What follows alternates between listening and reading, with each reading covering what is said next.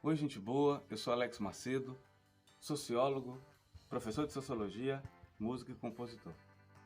Você está agora no meu segundo React e nesse segundo episódio vamos discutir as implicações e o depoimento da estudante Caroline.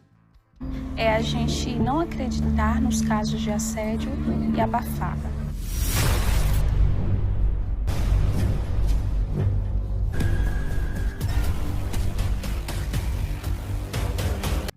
Como eu mostrei no primeiro episódio, nós vimos de onde partiu as denúncias e em que momento isso foi montado. Agora a gente dá sequência ao passo número 2 para a gente entender melhor essa história. Mas vamos ao que disse Caroline na entrevista para o documentário da HBO e vamos ver o que ela disse em seus depoimentos. Eu fui assediada pelo professor e isso me fez tomar uma postura diferente na sala de aula. Repare que a estudante fala que foi assediada. Simples assim, não dá menor detalhe nem em que situação. Vamos ver então o que foi que a estudante disse em seu depoimento na comissão de apuração.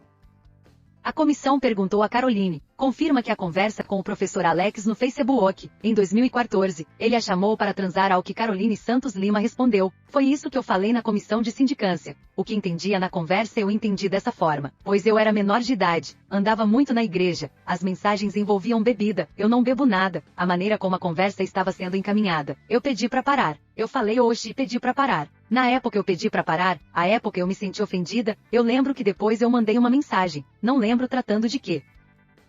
Agora vamos ver o que a estudante disse em entrevista à TV Bahia, oculta e com voz distorcida, o que ela disse naquela ocasião.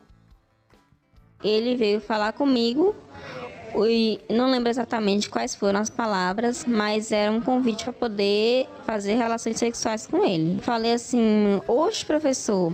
Aí ele falou assim, como assim, o que tem? Esta outra jovem... Como nós podemos ver, a estudante se resume a dizer que foi assediada. Relata que houve um assédio no ano de 2014 e que, portanto, 2 anos depois, ela estava ali para denunciar que havia sido assediada. Num primeiro momento, ela era uma espécie de investigadora apoiadora das denúncias de assédio, mas instada a mostrar alguma materialidade, alguma prova do que ela estava afirmando, vamos ver o que ela disse dessa vez. A comissão então perguntou, a senhora pode entregar cópias dessas conversas para a comissão, ao que Caroline Santos Lima respondeu, eu tinha apagado as mensagens e tentei recuperar, inclusive tem um tutorial através do YouTube que eu utilizei para tentar recuperar, mas não consegui. Então entrei em contato com o Facebook, porém respondeu que mensagens deletadas não podem ser recuperadas. Eu fiquei meio assim para falar, pois não tinha a materialidade dos fatos, porém a partir de conversas com outras meninas decidi colocar em meu depoimento, porque não tinha acontecido só comigo. Pois bem, a todo momento, ela cria uma justificativa para não mostrar nenhuma materialidade. E vejamos, ela fala que foi assediada e imediatamente muda o foco agora para o embate que se deu entre grupos no interior da instituição, uma vez que ela foi sim rechaçada. Todo esse movimento foi rechaçado pela instituição porque cobravam delas justamente provas, e o que elas tinham eram apenas discursos. E agora fica muito claro que não passou de discurso, porque a aluna não tem prova alguma do que está afirmando. Ao contrário, eu é que tenho todas as conversas registradas, foi o que nos serviu de valia para entrar na justiça e argumentar que essa menina estava mentindo.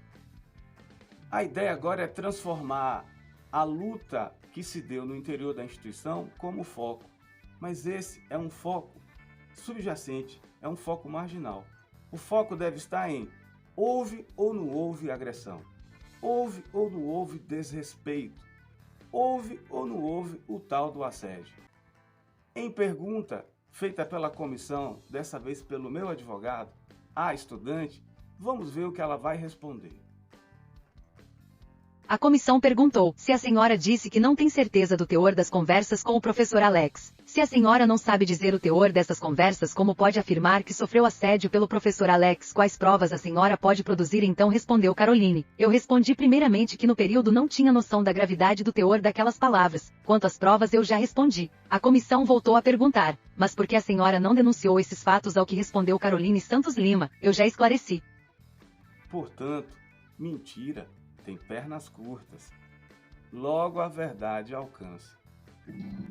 Aí quando a gente começou a campanha, em 2016, eu passei a ter muitas retaliações dentro desse campus, dessa universidade.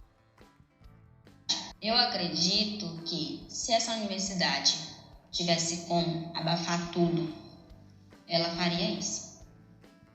Inclusive, essa universidade, de vários modos, tentou que a gente não falasse sobre isso. Tentou colocar tudo por debaixo dos panos. Mais uma vez, vamos prestar atenção no que está dizendo a estudante, que a universidade teria atuado para abafar tudo, quando na verdade foi o contrário. Eu passei em todas as salas, discuti com todos os estudantes, e isso ficou claro na comunidade. Inclusive porque o absurdo estava dado. Elas eram a princípio da oposição, e como oposição tramaram isso contra o grupo a qual eu fazia parte, e eu entrei como bode expiatório. Eu acredito que, mediante a campanha que a gente criou, campanha Universidade Sem Assédio, mediante a sites, publicações, notícias que colocaram à frente sobre que existe assédio. Veja bem agora que é a própria estudante que confirma o que eu falei. Elas fizeram uma campanha deliberada em torno do processo, o processo acontecendo e elas produzindo todo tipo de fake news e ainda se utilizando da mídia marrom para espalhar fake news sobre essa situação. Isso eu denunciei desde o primeiro momento e ela só está confirmando agora. E também por questão de o Ministério Público agora estar envolvido, essa universidade ela está sendo pressionada a, sim, tomar uma medida. Importante dizer, foram também ao Ministério Público, que cumpriu o seu dever, receber uma denúncia grave dessa, com liderança de professores e alunos, o mais natural se oferecer denúncia mesmo. Só que agora o próprio Ministério Público foi quem pediu o arquivamento do processo. Justiça tarda, mas não falha. Isso vocês vão ter que lidar com as consequências, porque vocês também foram ao Ministério Público enganá-los, porque esse desvelar de verdade aqui vai ressoar nas instituições.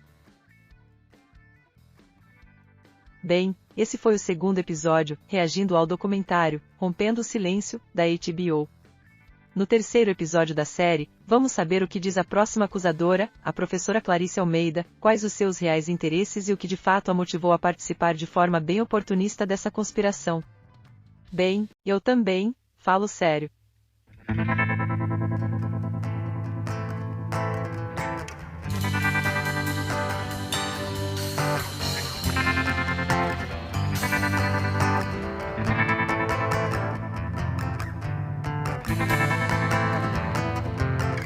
Falo sério, critério que acabou fazendo parte de mim. Algo sério, e o mistério foi que acabou chegando ao fim. Falo sério,